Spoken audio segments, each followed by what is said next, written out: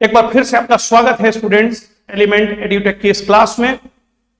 सभी बच्चों को नए साल की एक बार फिर से बधाई। और कहीं ना कहीं आज की जो क्लास है मैंने स्पेशली इसीलिए रखी है ताकि हेलो एल्केन हेलो अरीन में जो केमिकल रिएक्शंस आती हैं कंपटीशंस में, बोर्ड के एग्जाम में, वो आप बहुत अच्छे से कर सके, जिसमें कि न्यूक्लियोफिलिक सब्स्टिट्यूशन रिएक्शन सबसे ज्यादा पूछे जाने वाला क्वेश्चन है। ठीक है बच्चों, ये आपके जितने भी फंक्शनल ग्रुप है उसमें कहीं ना कहीं न्यूक्लियोफिलिक सब्स्टिट्यूशन रिएक्शन बहुत रोल प्ले करता है। इसके साथ साथ इलेक्ट्रोफिलिक सब्स्टिट्यूशन भी रोल प्ले करता है, लेकिन आज की हमारी ये क्लास न्यूक्लियोफिलिक सब्स्टिट्यूशन रिएक्शन के लिए है बच्चों।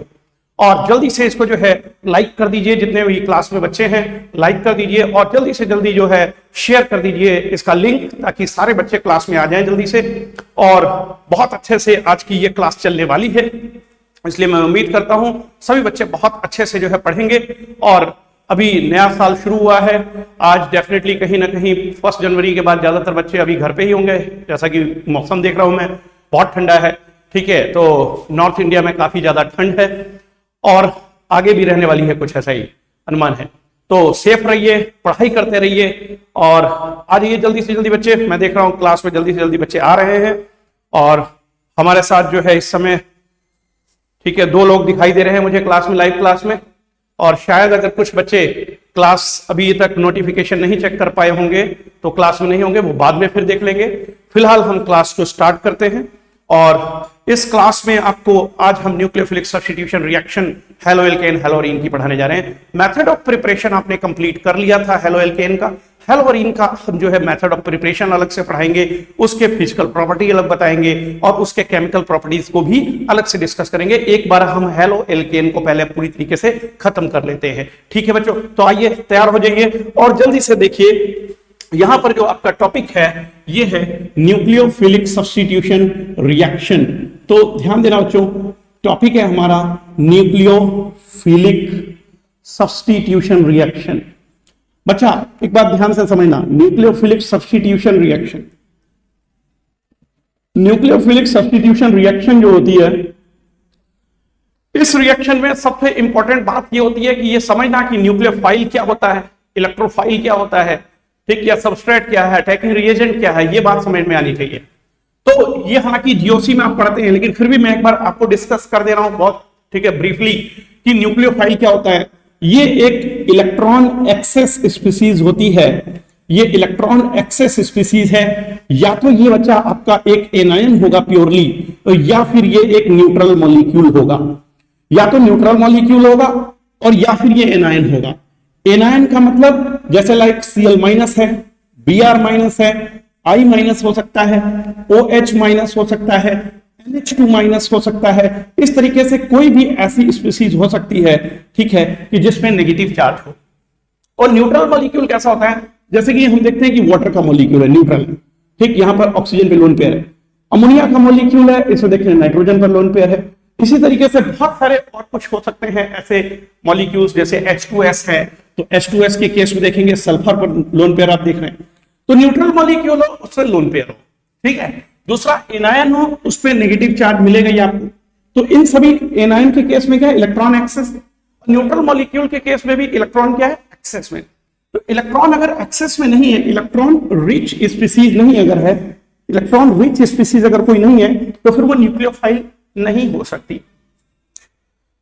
इलेक्ट्रॉन रिच स्पीसीज जो भी होती है उसको आप लुईस बेस भी कहते हैं। बहुत इंपॉर्टेंट बात है, लुईस बेस भी उन्हें कहते हैं, क्योंकि लुईस का कॉन्सेप्ट क्या कहता है कि जो लोन पेयर डोनर स्पीसीज होते हैं, लोन पेयर डोनर स्पीसीज को बेस कहा जाता है, ठीक। तो लोन पेयर डोनर स्पीसीज को बेस कहते हैं, लुईस बेस क्या होते हैं, लोन पेयर डोनर स्पीसीज, ठीक है। तो लोन पेयर डोनर स्पीसीज, ध्यान देना आज की ये क्लास दोनों जगह काम करेगी। जनरल ऑर्गेनिक केमिस्ट्री में भी पूरी तरीके से रोल प्ले करेगी, ठीक है। जिन बच्चों ने जनरल ऑर्गेनिक केमिस्ट्री 11th में पढ़ना है वो भी इस लेक्चर से पूरा सीख सकते हैं। और जो 12th का एग्जाम देने जा रहे हैं या फिर ड्रॉपर हैं, जो भी जेईई मेंस के या नीट के, उनके लिए तो बहुत इंपॉर्टेंट है। और आज के इस लेक्चर को सुनने के बाद में डेफिनेटली आप कोई भी एग्जाम होगा उसका न्यूक्लियोफिलिक सब्स्टिट्यूशन रिएक्शन का क्वेश्चन आप 100% करने लायक हो जाएंगे, ठीक है। आइए देखते हैं, यहाँ पे देखते हैं कि लुईस बेस होना चाहिए। एक न्यूक्लियोफाइल क्या होता है, ये बात क्लियर है। न्यूक्लियोफाइल को किस सिंबल से शो करते हैं, आंसर है Nu माइनस से शो करते हैं। न्यूक्लियोफाइल को जो सिंबल है उसका सिंबल Nu माइनस है, ठीक है। Nu माइनस इसलिए लगाया गया नेगेटिव चार्ज इस पे दिखा रहा है, ये केवल और केवल ये शो कर रहा है कि ये यहाँ पे लोन पेयर मौजूद है, यहाँ पे लोन पेयर मौजूद है, और ये लोन पेयर जो है ये डोनेट करने के लिए, ठीक है, ये फ्री है इसके पास, यानी इलेक्ट्रॉन एक्सेस में, इसका ऑक्टेट पूरा होने के बाद भी इसके पास इलेक्ट्रॉन एक्सेस में है, ठीक है। अब यहाँ पे समझेंगे कि जो ये न्यूक्लियोफाइल होता है, ये न्यूक्लियोफाइल कितने तरीके के हो सकते हैं, किस तरीके के हो सकते हैं, कब ये स्ट्रॉन्गर न्यूक्लियोफाइल होगा, कब ये वीकर न्यूक्लियोफाइल होगा, पहले ये सारी बातें समझ लेंगे तो ही फिर आगे क्लास में आपको पूरी बातें समझ में आएंगी।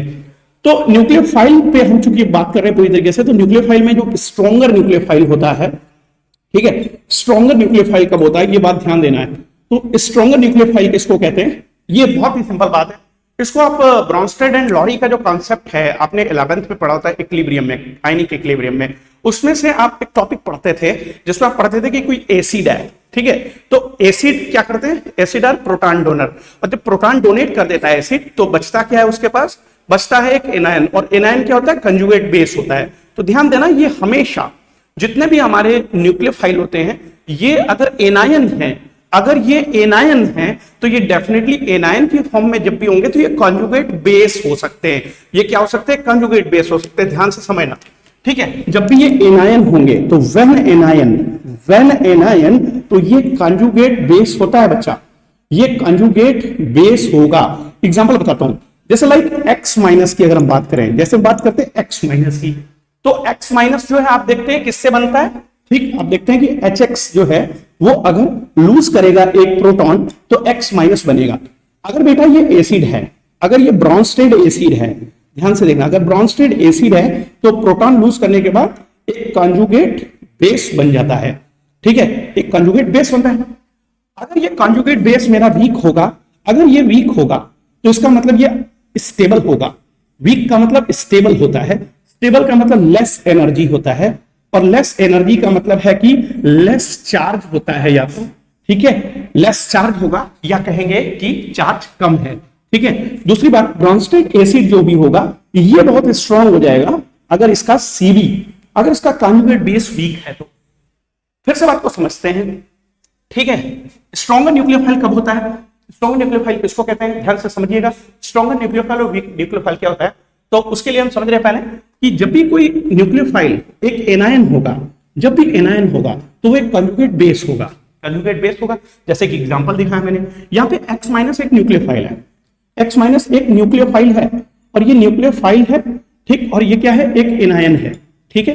ये किससे जनरेट हुआ, ये जैसे HX से जनरेट हुआ, HX ने एक H आयन लूज किया, एक X माइनस बना, ये कॉन्जुगेट बेस है। थ्योरी ये कहती है कि हमारा जो कॉन्जुगेट बेस होता है अगर वो वीक है, ठीक है, तो फिर जिस एसिड से वो बना है वो स्ट्रॉन्ग होगा, उल्टा समझना, ये वीक होगा तो स्ट्रॉन्ग होगा। अगर ये वीक होगा तो कब वीक होगा, जब ये स्टेबल हो। स्टेबल का मतलब होता है कि, ठीक है, स्टेबल की दो बातें, इसका मतलब लेस रिएक्टिव, इसका मतलब लेस रिएक्टिव। अब बात समझना, इसका मतलब क्या, लेस रिएक्टिव, लेस रिएक्टिव। फिर ध्यान सुनिएगा, इसका मतलब क्या है, लेस रिएक्टिव, ठीक, less energy, less reactive, less charge उस पर, ठीक है। अच्छा, अब ये स्ट्रॉन्ग हो गया, इसका कन्वर्स सीखते हैं। अगर इसका कन्वर्स की बात करें, इसके उल्टे की बात करें, तो कब ऐसा होगा कि न्यूक्लियोफाइल कोई स्ट्रॉन्गर होगा। अब ये देखिए, ये न्यूक्लियोफाइल हमारा क्या हो गया, ये न्यूक्लियोफाइल क्या हो गया, ये हमारा न्यूक्लियोफाइल वीक है, ठीक है, तो X माइनस क्या होगा, वीक न्यूक्लियोफाइल हो गया, डन। इसी तरीके से यहां पर देखेंगे कि अगर यहां पे मान लेते हैं कुछ स्ट्रॉन्ग आ जाता है कोई न्यूक्लियोफाइल, तो स्ट्रॉन्ग क्या होगा, अनस्टेबल होगा, और अगर अनस्टेबल होगा तो उसके पास जो है एनर्जी बहुत हाई होगी, हाई एनर्जी होगा, और हाई एनर्जी होने का मतलब क्या है कि उस पर हाई चार्ज होगा, ठीक है, चार्ज उस पर बहुत ज्यादा होगा, जैसे वो स्टेबलाइज नहीं कर पाएगा, चार्ज उस पर बहुत ज्यादा होगा, रेजोनेंस नहीं कर पाएगा, कहीं से उसका चार्ज बैलेंस नहीं हो पाएगा, वाइस वर्सा, ठीक है। तो ऐसी कंडीशन में जिससे वो बना होता है, जिस भी एक एसिड से वो बनता है, वो एसिड यहां पे जो भी होगा, उसका जो एसिड होगा, ब्रॉन्स्टेड एसिड जो होगा, बी एसिड, वो क्या हो जाएगा बच्चा, वो वीक हो जाएगा। तो ये यहां पर समझना है, ऐसी कंडीशन में स्ट्रॉन्गर न्यूक्लियोफाइल हो जाएगा, स्ट्रॉन्गर न्यूक्लियोफाइल हो जाएगा, ठीक है। अच्छा, तो ये बातें आपको ध्यान रखनी है कि कब स्ट्रॉन्गर न्यूक्लियोफाइल होगा और कब वीकर न्यूक्लियोफाइल होगा, ठीक है। न्यूक्लियोफिलिसिटी, वही न्यूक्लियोफिलिसिटी ही न्यूक्लियोफाइल का स्ट्रेंथ को बताती है न्यूक्लियोफिलिसिटी। न्यूक्लियोफिलिसिटी जो है, ठीक, इसका मैं एक ऑर्डर लिखवा दे रहा हूं, आप उसको नोट कर लीजिएंगे। ठीक है, आप नोट कर लेंगे ताकि आपके सारे क्वेश्चन उसी से हो जाएंगे। ऑर्डर ऑफ न्यूक्लियोफिलिसिटी यहां पे मैं लिखवा दे रहा हूं। ठीक है, आप नोट कर लें, order of nucleophilicity. Order of nucleophilicity में बच्चा देखेंगे, जैसे यहाँ पे कुछ एनायंस के लिए मैं दिखा रहा हूं आपको। ठीक है, पहले एक खास बात बता दूं, जैसे कुछ एनायन है, ठीक, उनमें अगर न्यूक्लियोफिलिसिटी का ऑर्डर देखना है तो आपको ये देखना है कि सेम पीरियड का अगर एलिमेंट है, जो डोनर एटम है, अगर वो सेम पीरियड का है, ठीक है, तो सेम पीरियड का अगर वो है और सेम पीरियड में अगर आप देखते हैं इलेक्ट्रोनेगेटिविटी बढ़ रहा है, तो फिर उसकी न्यूक्लियोफिलिसिटी जो होती है वो घटती है। ठीक है, जैसे कि हम सेकंड पीरियड की बात करें तो सेकंड पीरियड में हम जानते हैं बहुत अच्छे से ऑक्सीजन है, फ्लोरीन है, नाइट्रोजन है, इस तरीके के एलिमेंट है। तो इलेक्ट्रोनेगेटिविटी आप जानते हो फ्लोरीन की बहुत ज्यादा होती है, ऑक्सीजन की कम है, नाइट्रोजन की उससे भी कम है। तो ये बात जानते हैं आप कि फ्लोरीन, ऑक्सीजन, नाइट्रोजन अगर 3 एटम आपको कहीं मिलते हैं, ठीक, न्यूक्लियोफाइल के अंदर डोनर एटम है, तो फ्लोरीन की इलेक्ट्रोनेगेटिविटी हाई होने की वजह से क्या करता है ना, इलेक्ट्रॉन के पेयर को बहुत स्ट्रांगली अपने पास रखना चाहता, देना नहीं चाहता। ठीक, तो फ्लोरीन जो है वो, ठीक है, वो बेटर जो है न्यूक्लियोफाइल नहीं है, वो अच्छा न्यूक्लियोफाइल नहीं है। ठीक है, इसका मतलब क्या, वो न्यूक्लियोफिलिसिटी उसकी जो है कम है, वो देना नहीं चाहता इलेक्ट्रॉन। ऑक्सीजन दे सकता है और नाइट्रोजन उससे भी ज्यादा नाइट्रोजन के इलेक्ट्रॉन को डोनेट करने का टेंडेंसी होगा। क्लियर है? तो ये बात से ध्यान रखना है कि एनायन के केस में अगर मैं OH- और F- की बात करूं तो OH- में से और F- में से जो, ठीक, न्यूक्लियोफिलिसिटी है वो OH- की ज्यादा होती है, हाइड्रोक्साइड आयन की ज्यादा है। ठीक है, F- की कम है। इसके अलावा अगर मैं अमोनिया, वाटर और HF की बात करूंगा, ठीक, अगर मैं अमोनिया की बात करूं, ठीक है, और HF की बात करूं और वाटर की बात करूं तो नाइट्रोजन है, यहां आप देख पा रहे होंगे, फिर देख रहे होंगे ऑक्सीजन है और फिर देख पा रहे HF है। अभी मैंने यही कहा था फ्लोरीन, ऑक्सीजन, नाइट्रोजन, डेफिनेटली क्या होगा, फ्लोरीन की इलेक्ट्रोनेगेटिविटी ज्यादा है, इसलिए उसकी न्यूक्लियोफिलिसिटी कहीं ना कहीं क्या होगी, उसकी न्यूक्लियोफिलिसिटी कम होती चली जाएगी। ठीक है, तो ये आप देखेंगे इस तरीके से, ये ऑर्डर देख लेंगे, ठीक, अमोनिया, वाटर और HF में।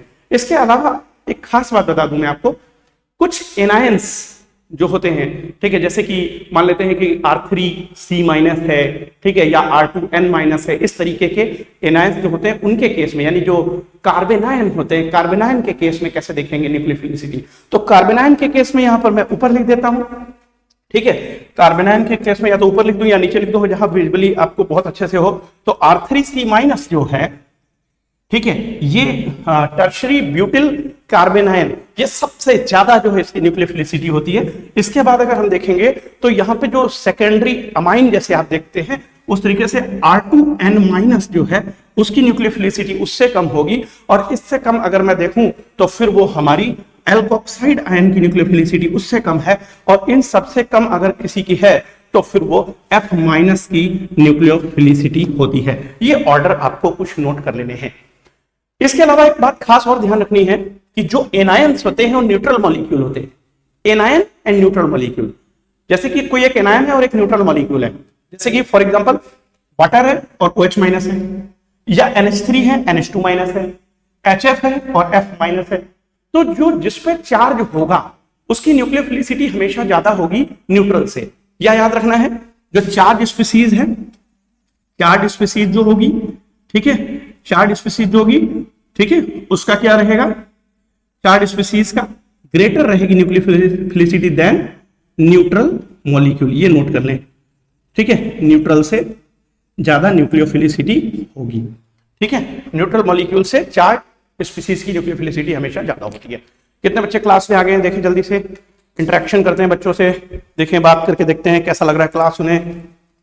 ठीक है, जय हिंद बच्चों।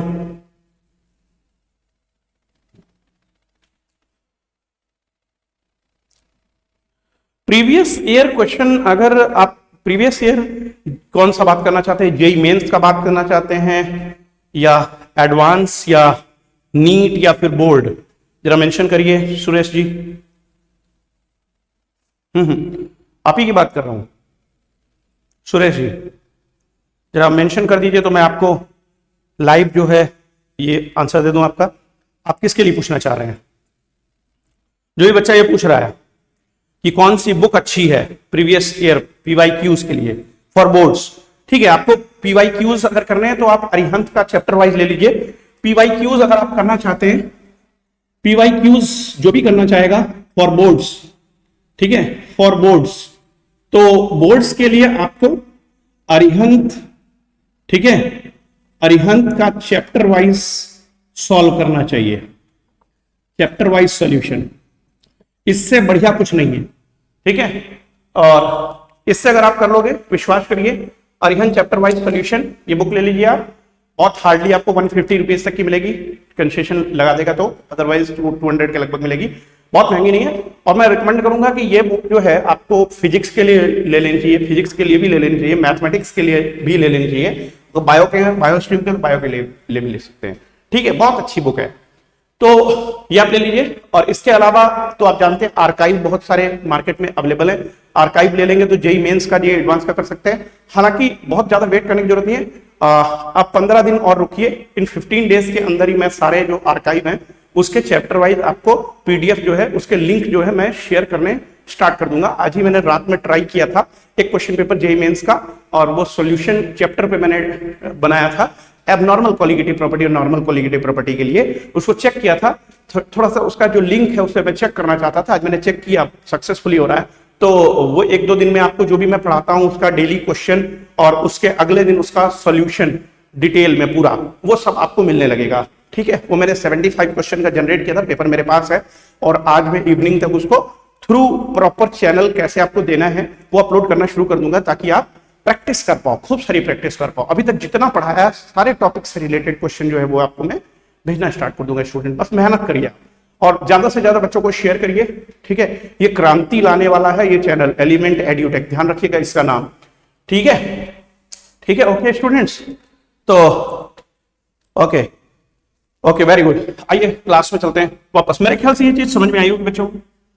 मैंने कहा सबसे पहले कि न्यूक्लियोफिलिक सब्स्टिट्यूशन रिएक्शन में सबसे पहली बात जो हमारी होती है ये हमें समझना होता है कि न्यूक्लियोफाइल आखिर है क्या। तो न्यूक्लियोफाइल क्या होता है? न्यूक्लियोफाइल, इसको थोड़ा सा और इजी कर देते हैं, न्यूक्लियोफाइल। न्यूक्लियोफाइल, न्यूक्लियस में क्या होता है? पॉजिटिव चार्ज, और यहां फाइल का मतलब फिलिसिटी है, फिलिसिटी मतलब अट्रैक्शन है, तो न्यूक्लियस की तरफ जो अट्रैक्ट हो, न्यूक्लियोफिलिसिटी, न्यूक्लियोफिलिसिटी एक टर्म है, न्यूक्लियोफिलिसिटी, न्यूक्लियो मतलब न्यूक्लियस से लिया गया है, और न्यूक्लियस का मतलब न्यूक्लियस के अंदर पॉजिटिव चार्ज होता है ना, पॉजिटिव चार्ज होता है, और फिलिसिटी का मतलब होता है बच्चा अट्रैक्शन, अट्रैक्शन मतलब लविंग, ठीक है। तो मतलब वो न्यूक्लियस लविंग हो, यानी positive charge loving species. Positive charge को कौन ठीक लव करता है? पॉजिटिव चार्ज किसे चाहिए? पॉजिटिव चार्ज किसे चाहिए? जिसके पास क्या है, ठीक है, नेगेटिव चार्ज है, या जिसके पास इलेक्ट्रॉन की एक्सेस है, ठीक है। तो पॉजिटिव चार्ज की तरफ अट्रैक्ट कौन होगा? जिसके पास या तो नेगेटिव चार्ज है, या फिर वो न्यूट्रल मॉलिक्यूल होते हुए भी लोन पेयर ऑफ इलेक्ट्रॉन उसके पास बहुत सारे हैं, ठीक है, वही ऐसा करेंगे, ठीक है। क्लियर है एकदम? आई थिंक सो बहुत अच्छे से समझ में आ रहा है बच्चे लोग को, ठीक है। कुछ बच्चे अगर कमेंट कर रहे हैं, कुछ पूछना चाहते हैं, हाँ टेलीग्राम पे पीडीएफ दे सकते हैं, कोई दिक्कत नहीं है। टेलीग्राम पे भी अभी एक जो है, ठीक है, हम चैनल बना देते हैं टेलीग्राम पे, एलिमेंट एड्यूटेक का आज बना देंगे। वही मुझे डिसाइड करना था एक्चुअली वो क्या कि मैंने एडोब से एक्रोबैट, जो एडोब एक्रोबैट है, ठीक है, जो आपका ऐप होता है उसी से डायरेक्टली शेयर करने का कोशिश किया था, तो वो हो गया था बड़े आराम से।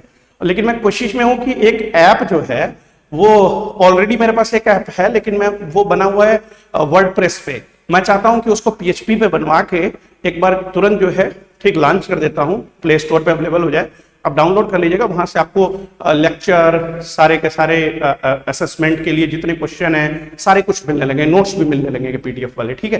तो बस 1-2 दिन का और समय, न्यू ईयर पे मैंने कहा ही था पिछले 26 तारीख की क्लास में कि एक बोनांजा लेके आ रहे हैं, तो वो हम पूरा करेंगे, ठीक है। आप एकदम निश्चिंत रहिए, बहुत अच्छे से पढ़ते रहिए, मेहनत करिए, कुछ बड़ा करने का इरादा है, ठीक है। ये सब मुझ पर छोड़ दीजिए आप लोग, ठीक है, प्रैक्टिस आपको खूब कराएंगे।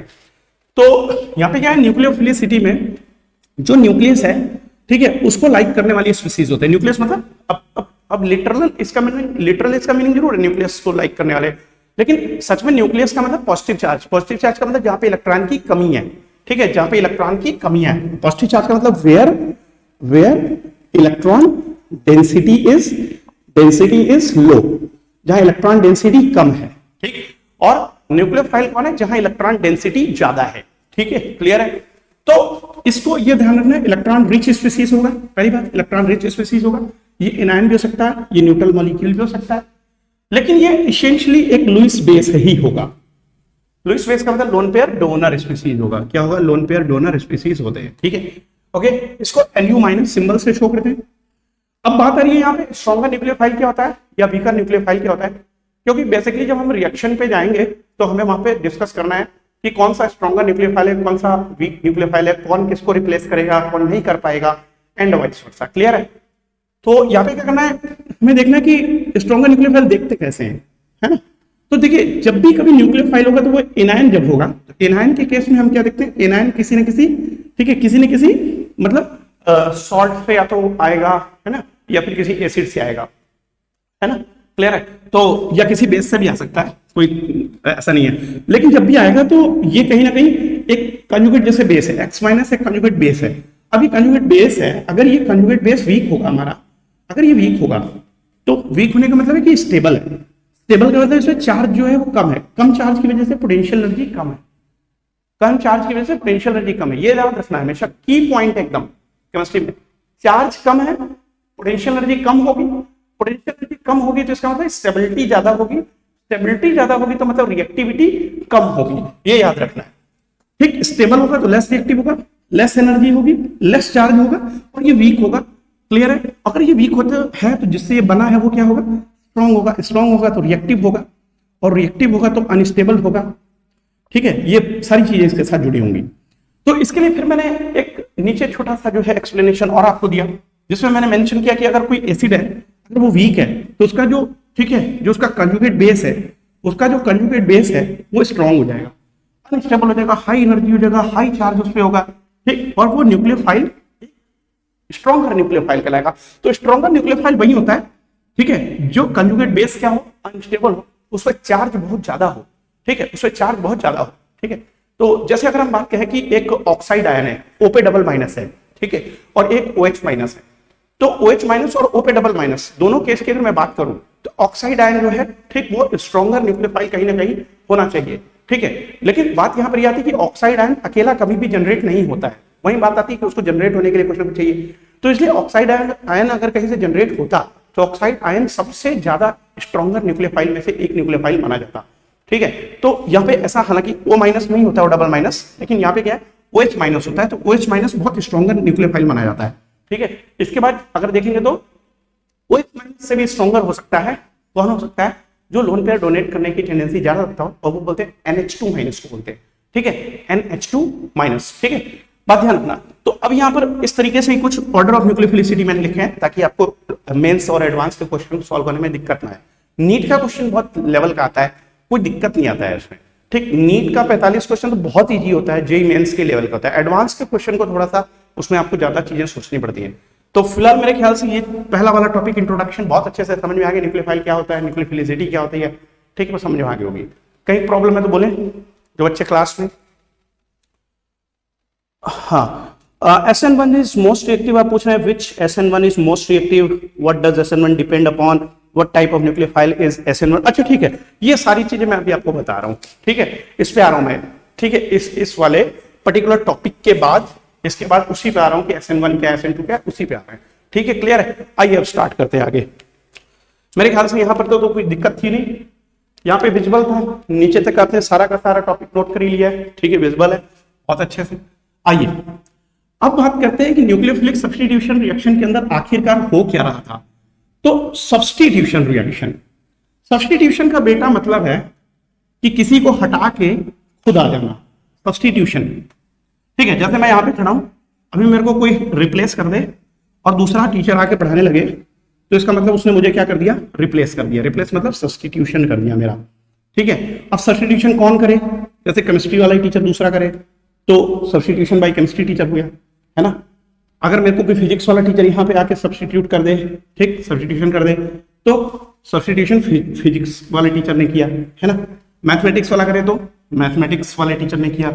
वैसे किसी स्पीसीज को, ठीक, किसी कंपाउंड में से यानी सबस्ट्रेट में से किसी पर्टिकुलर एक एटम या ग्रुप को अगर कोई न्यूक्लियोफाइल हटा देता है तो उसको न्यूक्लियोफिलिक सब्स्टिट्यूशन कहते हैं। तो न्यूक्लियोफिलिक सब्स्टिट्यूशन क्या है, सबसे पहले समझ लेते हैं, ठीक है, कि जैसे मान लेते हैं यहाँ पे एक कंपाउंड है RX, ठीक, एल्किल हैलाइड। इसमें यहाँ पे देखते हैं एल्किल हैलाइड में एल्किल ग्रुप के साथ हैलोजन जुड़ा हुआ है, ठीक है डन। अगर यहाँ पे कोई न्यूक्लियोफाइल NU माइनस इस X को यहां से रिप्लेस कर दे, X यहां से लीव कर जाए और NU माइनस इस R पे अटैक करे, ठीक है, तो ये यहाँ पे R बॉन्ड NU बन जाएगा प्रोडक्ट और X माइनस यहां से लीव कर जाएगा। सबसे पहली बात ये समझनी बेटा, बहुत इजी वे में ऑर्गेनिक में ना एक हमेशा सबस्ट्रेट होता है, हमेशा एक सबस्ट्रेट होता है, दूसरा एक अटैकिंग रिएजेंट होता है, हमेशा याद रखना, एक अटैकिंग रिएजेंट होगा और दूसरा क्या होगा, सबस्ट्रेट होगा। बिल्कुल मैं जीरो से स्टार्ट कर रहा हूं, मैं बोलूं तो माइनस से स्टार्ट कर रहा हूं ये वाला लेक्चर, ठीक, सबकी समझ में आ जाए, जिसने कभी भी नहीं पढ़ा ना सब्स्टिट्यूशन क्या होता है, न्यूक्लियोफिलिक सब्स्टिट्यूशन क्या था, वो भी समझ जाए, इसलिए इसको बना रहे हैं, ठीक है, सबकी समझ में आए। तो ये सबस्ट्रेट है, ये अटैकिंग रिएजेंट है, न्यूक्लियोफाइल है, सबस्ट्रेट है। सबस्ट्रेट पर क्या हो रहा है कि ठीक है, जो एक X है, ये जो हैलोजन है आप देख रहे हो, इसका रिमूवल हो रहा है, ठीक, सब्स्टिट्यूशन हो रहा है बाई NU माइनस, तो NU माइनस अटैक कर रहा है R पे, ठीक। क्वेश्चन उठता है कि ये R पे NU माइनस क्यों अटैक कर रहा है और वो लीव क्यों कर रहा है, ध्यान से समझना बात को। जब ये NU माइनस, अगर ये NU माइनस X माइनस से स्ट्रॉन्गर न्यूक्लियोफाइल होगा तो ही ये रिएक्शन होगी, नहीं तो ये रिएक्शन नहीं होगी, पहली बात। दूसरी बात, RX में, R बॉन्ड X में, जो कि आप हेलो एल्केन पढ़ चुके हैं, एल्किल हैलाइड, तो RX में R जानते हैं आप, कार्बन के साथ जुड़ा हुआ हाइड्रोजन है कुछ, या कार्बन के साथ कार्बन जुड़े हो सकते हैं, डिपेंड करता है कि एल्किल ग्रुप कैसा है, प्राइमरी, सेकेंडरी या टर्शियरी, ठीक है। लेकिन ये बात हम जानते हैं यहाँ पे C बॉन्ड X है, C बॉन्ड X में हम जानते हैं X क्या है, हैलोजन, हैलोजन की इलेक्ट्रोनेगेटिविटी कार्बन से ज्यादा होती है, इसलिए इलेक्ट्रॉन का पेयर X अपनी तरफ खींच लेता है, इसलिए पार्शियल नेगेटिव चार्ज आ गया इस पे, और इस पे पार्शियल पॉजिटिव चार्ज आ गया, है ना, partial positive partial negative charge आ गया। यहाँ पे पोलैरिटी है, इस पोलैरिटी की वजह से, इस पोलैरिटी की वजह से, इस डाइपोल की वजह से, ये जो यहां पर आप देख रहे हो एक न्यूक्लियोफाइल जो एनायन अगर है, ठीक है, अगर नहीं एनायन है तो भी डाइपोल होगा, वाटर होगा तो डाइपोल होगा, ठीक, अगर न्यूट्रल होगा तो डाइपोल होगा, तो डाइपोल डाइपोल इंटरेक्शन होगा, डाइपोल डाइपोल इंटरेक्शन होने से क्या होगा, ये वाले बॉन्ड का क्लीवेज होना शुरू होगा। जब ये क्लीवेज होगा तो ये क्लीवेज होने पर क्या होगा, ये बॉन्ड टूटेगा, न्यूक्लियोफाइल आके जुड़ेगा और एक प्रोडक्ट बनेगा, ठीक है, और एक दूसरा क्या होगा, लीविंग ग्रुप। लेकिन यहां पे बात समझनी है ध्यान से, जो सबसे इंपॉर्टेंट बात है कि यहां पे जो सब्स्टिट्यूशन है उसको न्यूक्लियोफिलिक सब्स्टिट्यूशन कर रहे हैं, इसलिए इसको रिएक्शन को SN कहते हैं। पहली बात, SN का मतलब substitution by nucleophile, substitution by nucleophile, ठीक, और उसको ही हम शॉर्ट में क्या लिख देते हैं, न्यूक्लियोफिलिक सब्स्टिट्यूशन। अब बात आती है बेटा, ठीक है, न्यूक्लियोफिलिक सब्स्टिट्यूशन उसको कह देते हैं। अब बात ये आती है कि ठीक है, न्यूक्लियोफिलिक सब्स्टिट्यूशन है, तो आखिर ये सब्स्टिट्यूशन कैसे होता है, दो तरीके से हो सकता है। यहां पे बात आती है कि सब्स्टिट्यूशन, ठीक है, is of two type mainly, हालांकि तीन तरीके का होता है। दो तरीके का क्या हो सकता है, जरा सा ऐसा समझना, SN1 SN2 पे सीधे जाने के बजाय ऐसे बात करते हैं, थोड़ा सा डायरेक्टली बात करते हैं, ठीक, जहां से SN1 SN2 की बात आती है वो क्यों आती है, ठीक, उसकी पहले बात कर लेते हैं। तो देखिए दो तरीका है, या तो ये बॉन्ड पहले टूट जाए, दो तरीका है, या तो बॉन्ड पहले टूट जाए, पहला तरीका क्या है, R बॉन्ड X में, R बॉन्ड X में क्या हो, बॉन्ड पहले टूट जाए, ये बॉन्ड टूट जाए, बॉन्ड का क्लीवेज हो जाए, R पे प्लस चार्ज आ जाए और X माइनस अलग हो जाए, ठीक, यहां पे ऐसा हो, स्टेप 1 में ऐसा हो जाए, और स्टेप 2 में क्या हो कि जो R प्लस है उस पे आके अब NU माइनस अटैक करे और ये R बॉन्ड NU बन जाए। बात समझिए, ये कुछ ऐसा ही है कि आपका किसी से फ्रेंडशिप है और आपने उससे फ्रेंडशिप तोड़ दिया, पहले नया फ्रेंड बनाने से पहले पुराना फ्रेंडशिप खत्म कर दिया, 2022 में वो वाला, ठीक है, फ्रेंडशिप खत्म, और अब 2023 में नया फ्रेंडशिप शुरू, ऐसा वाला, ठीक। तो इसमें क्या होगा, पहले बॉन्ड टूट गया यहां से और फिर उसके बाद में न्यूक्लियोफाइल ने अटैक किया, यहाँ पे दो स्टेप में रिएक्शन हुई, दो स्टेप में रिएक्शन हो रही है, ध्यान सुनना, दो स्टेप में रिएक्शन हो रही है। पहले स्टेप में आपने क्या किया, दोस्ती तोड़ दिया, दोस्ती तोड़ने के बाद में R प्लस बन गया। अगर R प्लस, जैसे कि आपने मान लेते हैं कि 31 दिसंबर को किसी से फ्रेंडशिप तोड़ दिया और वो रात आपको नींद ही नहीं आई, आपका मन कर रहा नहीं अपने फ्रेंड से फिर से बात करने का, फिर से बात करने का, तो आप क्या करोगे, फिर बार बार उठाओगे, फोन करोगे, ठीक, या व्हाट्सएप करोगे और तुरंत बात करने की कोशिश करोगे अपने फ्रेंड से, यार मुझसे गलती हो गया, ऐसा हो गया, वैसा हो गया, चलो ठीक है, सॉरी हो रही है, वो करके आप बोलेंगे कि नहीं, फिर से जो है हम लोग फ्रेंड्स बन जाते हैं, ठीक, क्लियर। तो वो अनस्टेबल हो गए, इसका मतलब आप, लेकिन आपने क्या किया, आप मस्त हैं 31 दिसंबर की रात आप खूब पार्टी किए, एंजॉय किए, खूब दोस्तों के साथ खाए पिए, अगले दिन और खुश हैं, इसका मतलब आप स्टेबलाइज हो गए। ठीक, आप स्टेबलाइज हो गए। तो अगर आप स्टेबिलिटी इसको मिल गई, अगर इस कार्बोकेटाइन को स्टेबिलिटी मिल गई, तो फिर ये स्टेबल हो गया मतलब वीक हो गया। वीक हो गया मतलब इसकी रिएक्टिविटी कम हो गई। रिएक्टिविटी कम हो गई इसका मतलब ये देर तक स्टे करेगा, रुकेगा देर तक। और अगर देर तक रुकता है तो इसका मतलब है कि ये वाला स्टेप मेरा स्लो हो जाएगा। और ये स्लो स्टेप अगर हो जाएगा तो स्लो स्टेप को बोलते हैं रेट डिटरमाइनिंग स्टेप। बच्चा क्या बोलते हैं? Rate determining step. ठीक, एक मिनट में मैं सारे मैसेजेस अभी चेक करूंगा। ठीक है, अभी थोड़ा सा मैं टॉपिक यहाँ पे कंप्लीट कर लूं। ठीक है, जो भी अच्छा क्वेश्चन कर रहा है, कुछ भी कर रहा है, अभी मैं उसको सारा देखूंगा, चेक करूंगा, सब उसको रिप्लाई करूंगा। फिलहाल स्लोवेस्ट स्टेप जो होता है रेट डिटरमाइनिंग स्टेप है। ठीक, और इस रेट डिटरमाइनिंग स्टेप के लिए अगर हम रेट लॉ एक्सप्रेशन लिखेंगे तो रेट लॉ एक्सप्रेशन मतलब केमिकल काइनेटिक्स में अगर जाए तो रेट की एक्चुअल डिपेंडेंसी सबस्ट्रेट पे है कि न्यूक्लियोफाइल पे है या दोनों पे है। फिर से सुनेंगे, रेट लॉ एक्सप्रेशन हमें यह बताता है कि किसी रिएक्शन का रेट न्यूक्लियोफाइल, सबस्ट्रेट या दोनों पे किस पे डिपेंड कर रहा है, वो रेट लॉ बताता है। आप ऑर्डर ऑफ रिएक्शन में पढ़ चुके हैं। तो यहां पे अगर हम देखें तो ये वाला स्टेप फास्ट है, सेकंड वाला स्टेप हमारा फास्ट है। जब न्यूक्लियोफाइल आ गया तो वो अटैक किया, तुरंत बॉन्ड बन गया, ठीक है, और ये प्रोडक्ट बन गया। ये वाला स्टेप फास्ट है, ये रेट डिटरमाइनिंग नहीं होता है। अब इसके लिए रेट लॉ जब लिखेंगे तो रेट ऑफ रिएक्शन क्या लिखेंगे, के मल्टीप्लाई, देखिए अब यहां पे क्या है, यहां पे कौन है, ध्यान देना, यहां पे अगर मैं देखूं तो केवल और केवल यहां पे सबस्ट्रेट है। तो सबस्ट्रेट के कंसंट्रेशन पर ही बेटा डिपेंड कर रहा है यहां पे ये रिएक्शन का रेट। और अगर मैं देखूं तो यहां पे इसका ऑर्डर क्या है, ऑर्डर है 1, इसकी पावर 1 है। दूसरी बात मैं कहूं तो यहां मॉलिक्यूलैरिटी कितनी है, 1 है। मॉलिक्यूलैरिटी बेटा किसको कहते हैं, ठीक है, मॉलिक्यूलैरिटी बोलते हैं रेट डिटरमाइनिंग स्टेप में जितने भी मॉलिक्यूल होते हैं। देखिए कुछ रिएक्शन बहुत सारे स्टेप में जब होती है तो उनमें से जो रेट डिटरमाइनिंग स्टेप होता है उस स्टेप में जितने मॉलिक्यूल होते हैं उसी को उस रिएक्शन की मॉलिक्यूलैरिटी कहते हैं, है ना। जैसे साइट ऑफ क्राइम या साइट ऑफ एक्शन पे कितने लोग मौजूद थे, बोलते कितने लोग थे, ठीक, कितने लोग अक्यूज थे, कितने लोग वहां पे मौजूद थे, कितने लोग, ठीक है, दर्शनार्थी कितने लोग आए थे, ऐसा बोलते हैं, ठीक है, वाइस वर्सा। तो जितने वहां पे मॉलिक्यूल है रेट डिटरमाइनिंग स्टेप में वही उसकी मॉलिक्यूलैरिटी है। मॉलिक्यूलरिटी 1 होती है, 2 होती है या 3 होती है। केमिकल काइनेटिक्स में आप पढ़ चुके हैं 1 2 3 तीन ही होती है मॉलिक्यूलरिटी, 0 नहीं होती, फ्रैक्शन नहीं होती, 3 से ज्यादा नहीं होती, ठीक है।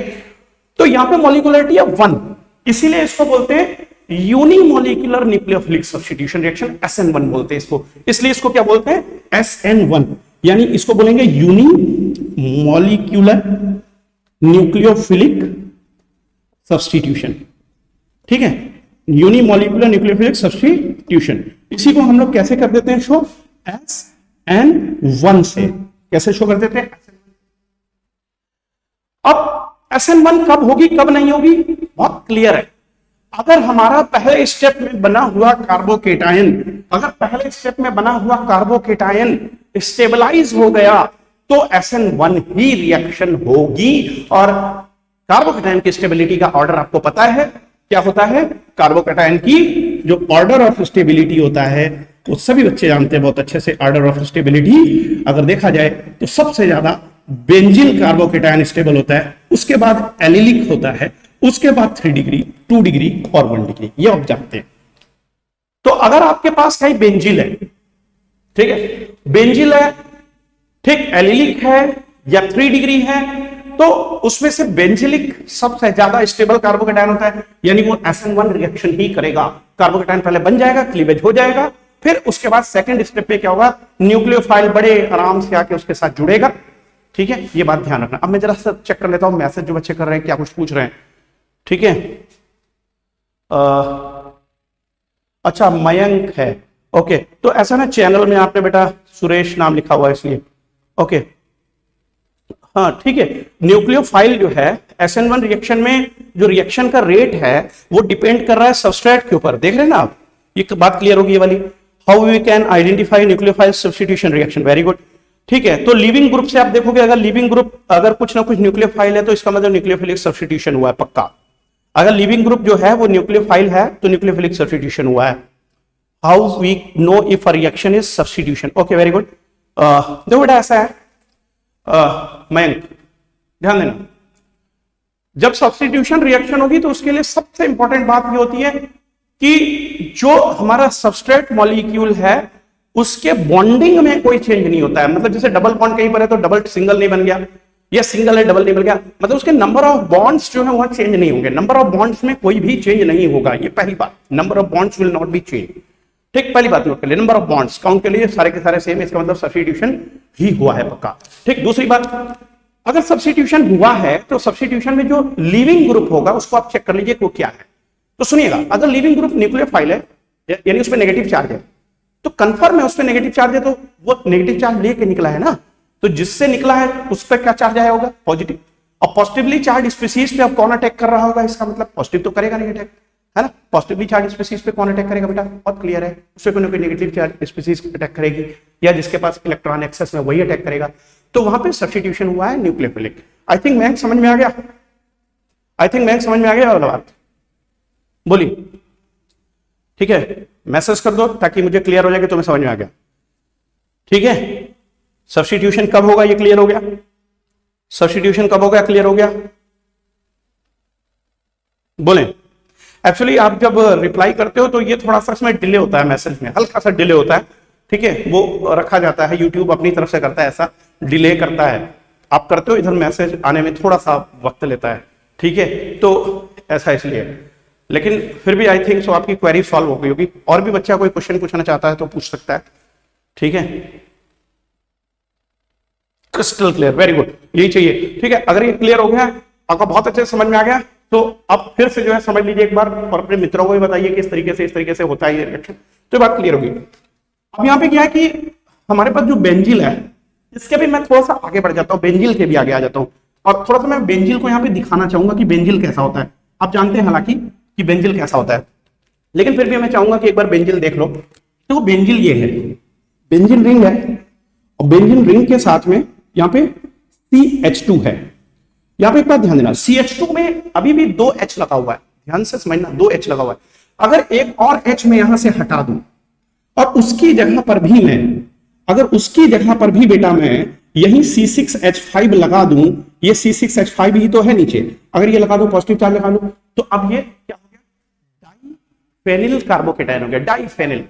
अब ये डाइफेनिल हो गया। ठीक, इसको आप फेनिल कार्बोकेटायन, ठीक है, फेनिल, ठीक, कार्बोकेटायन मतलब किसका, फेनिल मेथिल, यानी कि ये CH2 यहां पे था, CH3 रहा होगा कभी, CH3 प्लस से क्या हो गया, C6H5 CH2 प्लस, और अब ये डाइफेनिल, तो डाइफेनिल, ठीक, मेथिल कार्बोकेटायन हो गया, डाइफेनिल मेथिल कार्बोकेटायन। ठीक है, तो अब यहाँ पे देखिएगा ये और भी ज्यादा जो है स्टेबल हो गया, और अगर इसके आगे और चलें, ये वाला H हटा के यहाँ पे C6H5 लगा दो, तो और भी ज्यादा आगे आपका स्टेबल कार्बोकेटायन हो जाएगा, और वो SN1 रिएक्शन बहुत फास्ट करेगा। आई थिंक समझ में आ गया। तो पहला भी आपने देखा सब्स्टिट्यूशन का ये हो सकता है कि पहले दोस्ती तोड़ दो, फिर उसके बाद दोस्ती कर लो, है, पहला स्टेप स्लो होगा, दूसरा स्टेप फास्ट होगा, और यहाँ पे मॉलिक्यूलरिटी उसकी क्योंकि 1 होगी। क्या बात समझ में आ गया, समझ में आ गया सबको। चलिए आगे चलते हैं। अब हम यहाँ पे देखेंगे कि दूसरा तरीका कौन सा है। ठीक, दूसरा तरीका कौन सा, थोड़ा सा मैं ग्राफ एक यहाँ पे डिस्कस करने का मेरा मन है, क्योंकि आप ग्राफ देख लो, कभी कभार हो सकता है किसी कंपटीशन में ग्राफ दे दे, ग्राफ से क्वेश्चन पूछ दे SN1 है कि SN2 है, ध्यान देना, ग्राफ से अगर कभी पूछेगा तो ग्राफ कैसे बनता है SN1 का, ये समझ लो। SN1 का ग्राफ कैसा बनता है ये देख लेते हैं, ध्यान समझना। SN1 रिएक्शन कितने स्टेप में हो रही है, SN1 यहां पे किसके लिए आ रहा है, मोलिकुलरिटी के लिए आ रहा है, और N किसके लिए आ रहा है, न्यूक्लियोफिलिक।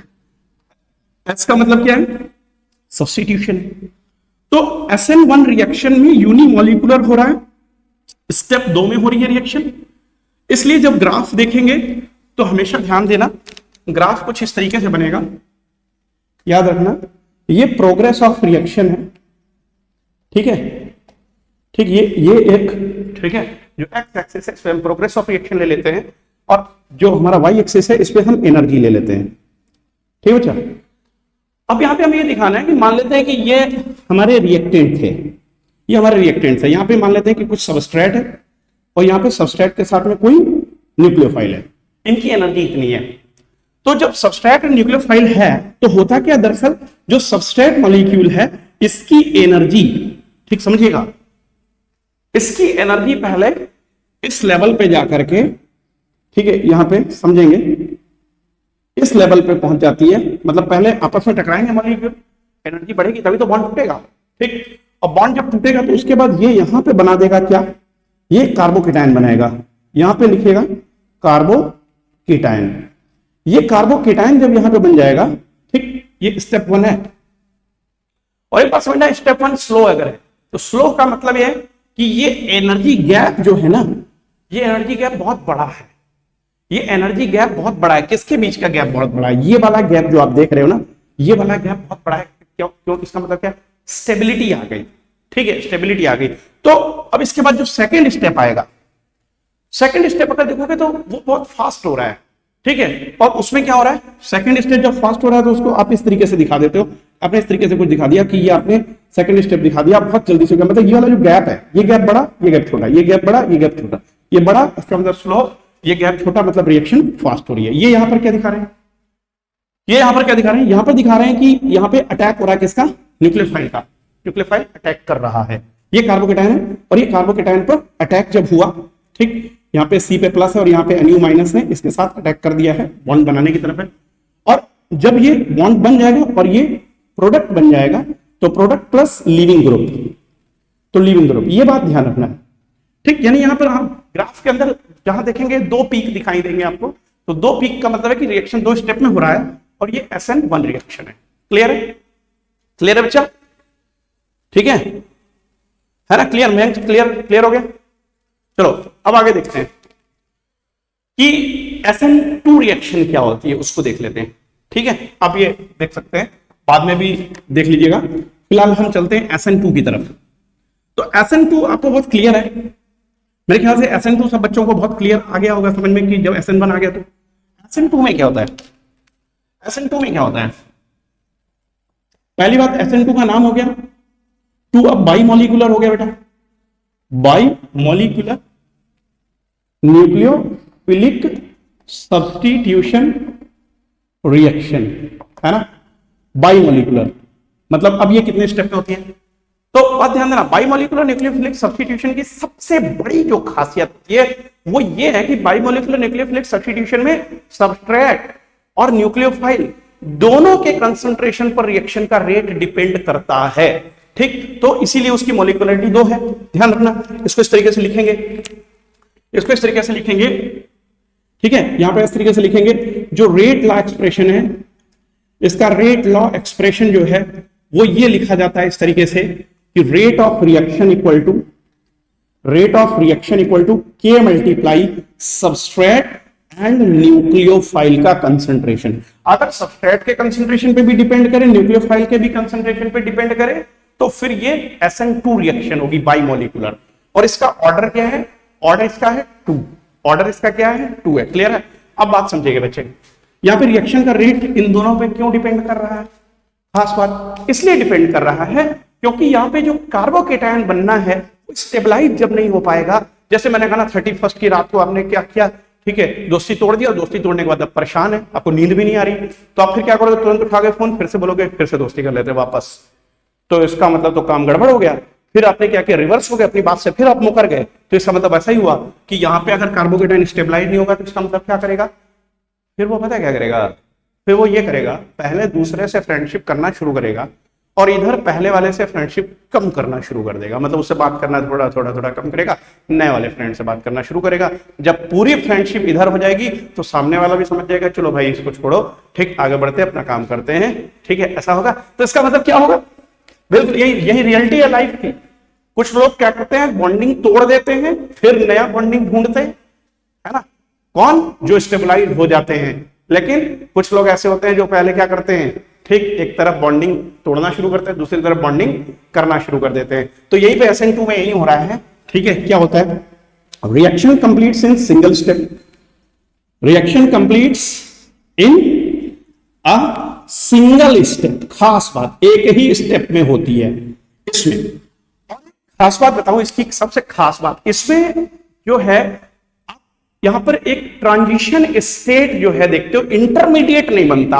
इंटरमीडिएट और ट्रांजिशन स्टेट टर्म में बहुत बड़ा अंतर है। ट्रांजिशन स्टेट जो होती है वो सेपरेबल नहीं होती है, वो आप रिएक्शन मिक्सचर में से सेपरेट करके आइसोलेट मतलब नहीं कर सकते रिएक्शन मिक्सचर में से, लेकिन इंटरमीडिएट कैन बी सेपरेटेड। तो जो आप कार्बोकेटायन पढ़ते हो ना वो इंटरमीडिएट है, ठीक है, और जो ट्रांजिशन स्टेट है वो इंटरमीडिएट नहीं है। ट्रांजिशन स्टेट हाईली अनस्टेबल होता है, वो रिएक्शन मिक्सचर के दौरान मतलब स्टे तो करता है लेकिन कभी भी उसको पकड़ नहीं पाओगे, निकाल नहीं पाओगे, मतलब उस तरीके से। बात समझ में आ गया? तो इसमें क्या करना है, इसमें क्या करना है, समझना है कि SN2 रिएक्शन में क्या होता है, ठीक है, स्टेप, ठीक है, सीधा सीधा क्या देखते हैं इसमें, एक तरफ इसमें जो जैसे हम देख लेते हैं, मान लेते हैं CH3Cl का केस देखते हैं, है ना, तो CH3Cl का केस देखते हैं, मतलब मेथाइल क्लोराइड का केस देखते हैं, ठीक है। तो मेथाइल क्लोराइड के केस में क्या हो रहा है कि एक तरफ क्या हो रहा है ना कि न्यूक्लियोफाइल एक तरफ से अटैक करता है कार्बन पे, दूसरी तरफ जो Cl है वो ठीक बॉन्ड तोड़ना शुरू करता है। तो सवाल यहाँ पे यही उठता है, थोड़ा रियल लाइफ से थोड़ा सा हटके, थोड़ा सा रियल लाइफ से हटके है यहाँ पे एग्जांपल। रियल लाइफ में ऐसा होता है ना कि हम खुद डिसाइड करते हैं किससे फ्रेंडशिप तोड़नी है। कभी कभार ऐसा भी होता है कि हमारा फ्रेंड भी सोचता है कि चलो इससे फ्रेंडशिप तोड़ देते हैं, और हम जान जाते हैं, तो फिर क्या होता है, हमें कहीं ना कहीं हमारे साथ में दूसरे दोस्त जो है बनने लगते हैं जिनसे हम बात कम करते हैं, फिर वो फ्रेंडशिप करना शुरू कर देते हैं। तो वैसे यहाँ पे क्या हो रहा है कि न्यूक्लियोफाइल एक तरफ से इलेक्ट्रॉन का पेयर ऑफर कर रहा है, उधर जो ये लीविंग ग्रुप है वो इलेक्ट्रॉन का पेयर अपना ठीक क्या करना शुरू करता है, समेटना शुरू करता है। ये सोचता है चलो मेरा टाइम अब खत्म हुआ, मैं निकलता हूं, ठीक है। तो अभी क्या होता है, साइमल्टेनियसली लीविंग ग्रुप और अटैकिंग ग्रुप एक साथ कार्बन पे अटैक, मतलब लीविंग ग्रुप एक साथ टूट रहा होता है उधर और अटैकिंग ग्रुप अटैक कर रहा होता है।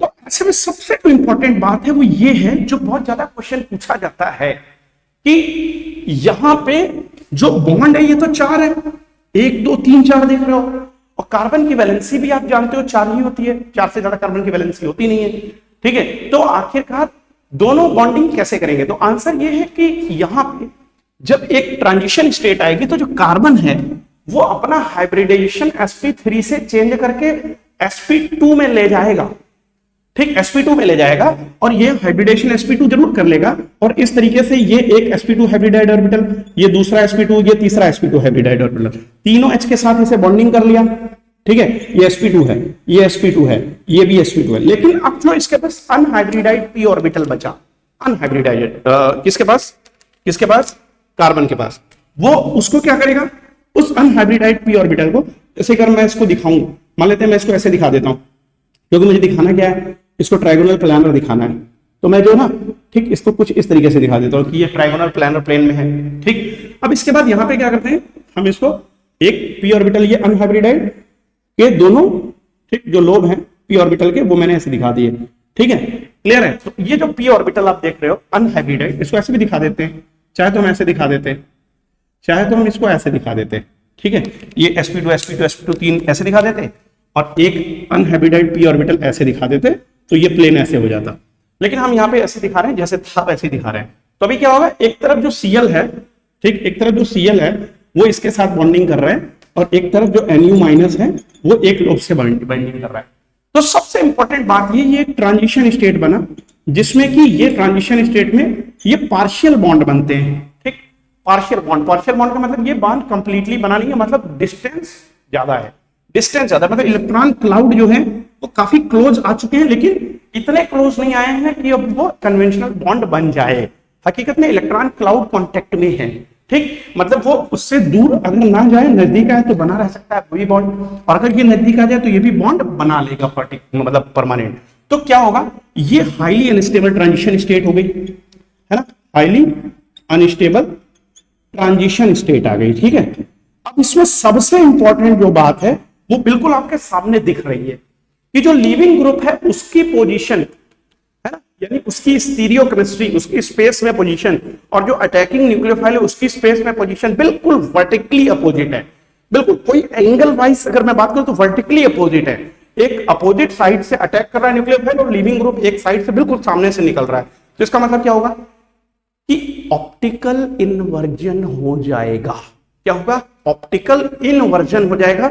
ऑप्टिकल एक्टिव जो भी होगा हमारा एल्किल हैलाइड, उसमें क्या हो जाएगा, उसमें ऑप्टिकल इन्वर्जन हो जाएगा। अगर वो पहले डी फॉर्म था तो एल हो जाएगा, एल था तो डी हो जाएगा। यही क्वेश्चन बहुत ज्यादा इंपॉर्टेंट पूछा जाता है कि न्यूक्लियोफिलिक सब्स्टिट्यूशन रिएक्शन में किस रिएक्शन में इन्वर्जन जरूर होता है। तो आंसर है SN2 में इन्वर्जन जरूर होता है। और इसमें प्रोडक्ट जो बनने जा रहा है, प्रोडक्ट केस में क्या होगा, C बॉन्ड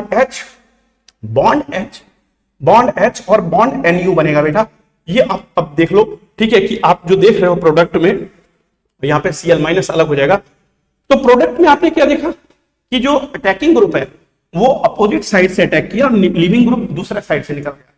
तो यही चीज सबसे इंपॉर्टेंट है कि ऑप्टिकल इन्वर्जन होता है। इस केस में ऑप्टिकल इन्वर्जन होता है, ऑप्टिकल इन्वर्जन होता है, जरूर होता है ऑप्टिकल इन्वर्जन। ठीक, ऑप्टिकल इन्वर्जन होता है। जबकि जो SN1 थी उसमें बेटा दोनों चीज हो सकती है। हो सकता है कि जहां से लिविंग ग्रुप गया है उसी जगह पर जाकर के अटैक कर दे, जैसे ये वहां पे कार्बोकेटायन बन जाता है, ऐसा वहां पे पिछले केस में कार्बोकेटायन देखा था। तो ये भी पोजीशन फ्री है अटैक के लिए, ये भी फ्री है। तो अगर ऊपर से अटैक किया या नीचे से, तो दोनों से इसका मतलब क्या होगा, स्पेस में पोजीशन अलग अलग हो जाएगी। एक तरफ से लिविंग ग्रुप गया वहां हो सकता है जुड़ जाए, एक तरफ से हो सकता है जहां पे अटैकिंग ग्रुप अपोजिट साइड से आके जुड़ जाए, जैसे SN2 में हो रहा है। तो SN1 में हमेशा इन्वर्जन भी हो सकता है और रिटेंशन भी हो सकता है, इसलिए वहां पर इन्वर्जन रिटेंशन दोनों होता है। ठीक, SN1 में। लेकिन SN2 में इसेंशियली केवल और केवल इन्वर्जन होता है, यहां पर रिटेंशन हो ही नहीं सकता। ठीक, मेरे ख्याल से बहुत क्लियर हो गया होगा। जरा सा चेक करते हैं बच्चों के मैसेजेस, जो भी बच्चे हमारे साथ क्लास में हैं। ठीक है, मयंक समझ में आ गया, बाकी बच्चे जो भी क्लास में समझ में आ गया। क्लास ऑलमोस्ट 50 मिनट की हो चुकी है, थोड़ा सा इसको रैप करना है। ठीक है, ठीक है, रैप अप करते हैं इसको। ठीक है, SN1 SN2 क्या था, कैसे था, तो इसका ऑर्डर समझ लेते हैं। ऑर्डर ऑफ रिएक्टिविटी की बात कर लेते हैं, एल्किल हैलाइड की रिएक्टिविटी की बात कर लेते हैं। कौन सा एल्किल हैलाइड कम रिएक्टिव होता है, कौन सा एल्किल हैलाइड ज्यादा रिएक्टिव होता है। ठीक है, फिलहाल अभी उस रिएक्टिविटी के ऑर्डर की बात कर लेंगे। ठीक है, ये सारी बात कर लेते हैं। कौन सा एल्किल हैलाइड, यानी कि RX में X equal to fluorine, chlorine, bromine, iodine के सेंस में बात कर लेंगे। लेकिन फिलहाल SN1 SN2 मेरे ख्याल से बहुत अच्छे से बच्चों को समझ में आ गया होगा।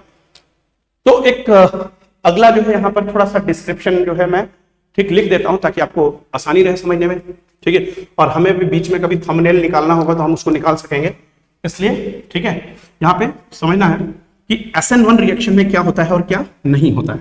ठीक है, क्लियर है। और इसकी अगली क्लास में आज हमने प्राइमरली एक बात क्लियर कर ली है कि न्यूक्लियोफिलिक सब्स्टिट्यूशन क्या होता है, SN1 क्या होता है, SN2 क्या होता है। अगले जो क्लास हम रखेंगे इसकी न्यूक्लियोफिलिक सब्स्टिट्यूशन की, उसमें इफेक्ट ऑफ सॉल्वेंट स्पेशली पढ़ेंगे फॉर जेईई एडवांस। ठीक, इफेक्ट ऑफ सॉल्वेंट है ना। अभी हम इफेक्ट ऑफ सॉल्वेंट चूंकि बोर्ड के एग्जाम में तो है नहीं, तो इसलिए उसकी बहुत जरूरत नहीं है। लेकिन न्यूक्लियोफिलिक सब्स्टिट्यूशन में अभी हम देख लेते हैं। ठीक है, कि यहाँ पे order of reactivity towards SN2 क्या है। ठीक है, order of reactivity towards SN2।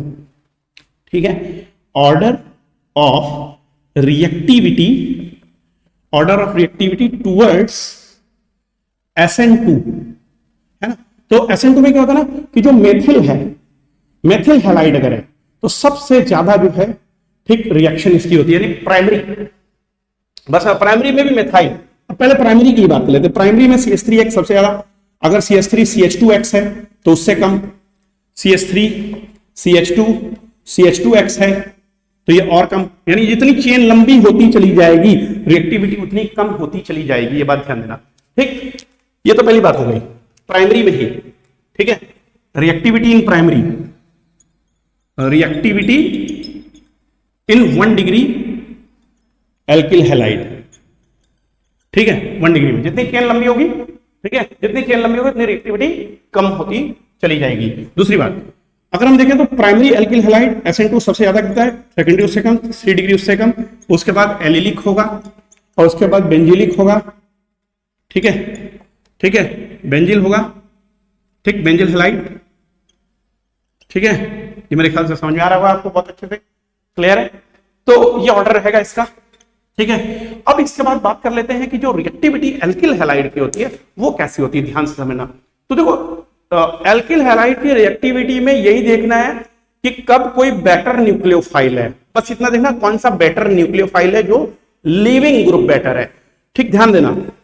Order of reactivity, order of reactivity towards SN1, ठीक है, और SN2 regarding leaving group, leaving group को लेकर के जैसे आपको दे देता है कि मान लेते हैं उसने आपको दे दिया एक चेन बना के दिया, आई लगा दिया, उसमें Br लगा दिया, Cl लगा दिया और पूछ रहा है इसमें से कौन जो है SN1 अच्छा करेगा या SN2 अच्छा करेगा।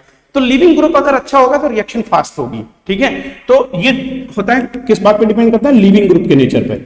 लीविंग ग्रुप अगर थोड़ा सा हिंदी लिख देते हैं, लीविंग ग्रुप अगर अच्छा होगा तो रिएक्शन फास्ट होगी। ठीक है, तो लिविंग ग्रुप कब अच्छा होगा इसके लिए समझना है। लिविंग ग्रुप कब अच्छा होगा, लिविंग ग्रुप कब अच्छा होगा, जब लिविंग ग्रुप स्टेबलाइज हो जाए। कब होगा अच्छा, when leaving group is getting stabilised. और स्टेबिलाइज कब होगा, बहुत क्लियरली आपको बता चुका हूं, मैं पीछे बता चुका हूं। कब स्टेबल होगा, जब उसपे चार्ज कम हो, चार्ज लेस हो। ठीक, रेजोनेंस द्वारा स्टेबलाइज कर ले खुद को, कुछ भी ऐसा हो कि वो स्टेबलाइज कर ले, चार्ज कम हो यानी कि वो वीक हो। यानी कि जब भी सीबी वीक होगा तो जाहिर सी बात है कि वो लिविंग ग्रुप अच्छा होगा। इसको देख लेते हैं एग्जांपल से। जैसे यहां पे मान लेते हैं कि RCl है, RBr है और RI है। इन केसेस को देख लेते हैं किसकी रिएक्टिविटी ज्यादा है। तो देखो, जब RI की रिएक्शन होगी तो RI में R के साथ न्यूक्लियोफाइल आ जाएगा। ठीक है, ये बात आप समझ रहे हो, और I माइनस बनेगा। अब I माइनस यहां बनेगा। दूसरे केस में आप समझ रहे होंगे, RBr के केस में न्यूक्लियोफाइल अटैक किया, R बॉन्ड Nu बना और Br माइनस बना। तीसरे केस में R बॉन्ड Cl में Nu माइनस ने अटैक किया, R बॉन्ड Nu बना प्लस Cl माइनस बना। अब आप बहुत अच्छे से जानते हो, बहुत ही अच्छे से जानते हो कि जो हैलोजन एसिड होते हैं HI, HBr, HCl, इसमें से कौन सा एसिड सबसे स्ट्रॉन्ग है? आंसर है HI इज मोस्ट स्ट्रॉन्गर। ठीक है, तो HI सबसे स्ट्रॉन्गर है। यहां बगल में हम सामने से लिख देते हैं कि ये कहां से और आ सकते थे, ध्यान से देखना। HI से ये बनता, ये HBr से बनता और ये किससे बनता, HCl से। ये इसमें ऑर्डर ऑफ एसिडिक स्ट्रेंथ है। जो स्ट्रॉन्ग है उसका कंजुगेट बेस वीक होगा, और जो वीक है एसिड, देखो इन HCl, HF, HBr, HI में बात करूं तो HF सबसे वीक एसिड है, HCl उससे स्ट्रॉन्ग, HBr उससे स्ट्रॉन्ग, HI सबसे स्ट्रॉन्ग। तो इस केस में क्या होगा, ये सबसे स्ट्रॉन्ग जो है, ठीक है, न्यूक्लियोफाइल हो जाएगा। लिविंग ग्रुप न्यूक्लियोफाइल स्ट्रॉन्ग नहीं रहना चाहिए, वो वीक रहना चाहिए। आपको आंसर मिल गया होगा। ऑर्डर ऑफ रिएक्टिविटी यही रहेगा, RI सबसे ज्यादा, RBr उससे कम, RCl और फिर उसके बाद क्या आ जाना चाहिए, RF आ जाना चाहिए। हालांकि इसका जो पोलैरिटी है C बॉन्ड X की, उसका ऑर्डर डिफरेंट है। उसमें फ्लोरीन जो है, ठीक, वो क्लोरीन के बाद जो है, ठीक, आप रखेंगे, लेकिन actual order of reactivity bond dissociation energy पे डिपेंड करता है। बॉन्ड डिसोसिएशन एनर्जी यही है, सबसे कम बॉन्ड डिसोसिएशन एनर्जी यहां पे लगेगी RI के केस में, Br में और ज्यादा, Cl में और ज्यादा, RF में कहीं ज्यादा। इसलिए ये ऑर्डर ऑफ रिएक्टिविटी है एल्किल हैलाइड का। कैसा लगा क्लास बच्चों, मेंशन करना मत भूलिएगा कमेंट बॉक्स में, और जरूर शेयर करिए। आज का ये क्लास बहुत जबरदस्त था, मुझे पता है ये बात आपको बहुत अच्छे से समझ में आई होगी। आप इसको शेयर करना मत भूलिएगा, तुरंत शेयर करिएगा। और जल्दी से जल्दी मेरी कोशिश होगी कि इसके अगली जो क्लास है न्यूक्लियोफिलिक सब्स्टिट्यूशन की, ठीक है, जिससे क्वेश्चन आप देखेंगे ऑप्टिकल एक्टिविटी के, इन्वर्जन के, रेस्माइजेशन के, रिटेंशन के, वो सारे क्वेश्चन बहुत अच्छे से प्रैक्टिस के लिए आपको मैं भेज दूं, और उसकी क्लास भी अगली एक और रख दूं। वेट करिएगा। और इवनिंग में बता दूं मैं आपको, ठीक 7:30 बजे से क्लास आज इलेक्ट्रोकेमिस्ट्री की चलने जा रही है। कंडक्टिविटी, सेल कांस्टेंट और कंडक्टेंस की क्लास साथ साथ में, हो सकेगा उस क्लास को थोड़ा सा लंबा चलाएंगे, और उसी के साथ में हम आज कंप्लीट कर लेंगे मोलर कंडक्टिविटी, ठीक। और अगले दिन की क्लास बता दूं मैं, कोलरॉश लॉ के सारे प्रॉब्लम हम कर लेंगे उसके अगले दिन, ठीक है। तो बच्चों stay tuned with element Edutech, एंड इसको आप वायरल कर दीजिए, प्लीज वायरल कर दीजिए, मैं आपसे बोल रहा हूं प्लीज वायरल कर दीजिए, ठीक है, ताकि हम थोड़ा सा और स्ट्रेंथ के साथ आ जाएं और बहुत अच्छे से जो है पूरी दुनिया देखे कि कुछ ऐसा भी हो सकता है जो अब चल रहा है, ठीक है। Thank you for your support students, और stay tuned with element Edutech. We will meet in the evening class at 7:30 sharp. Thank you for watching.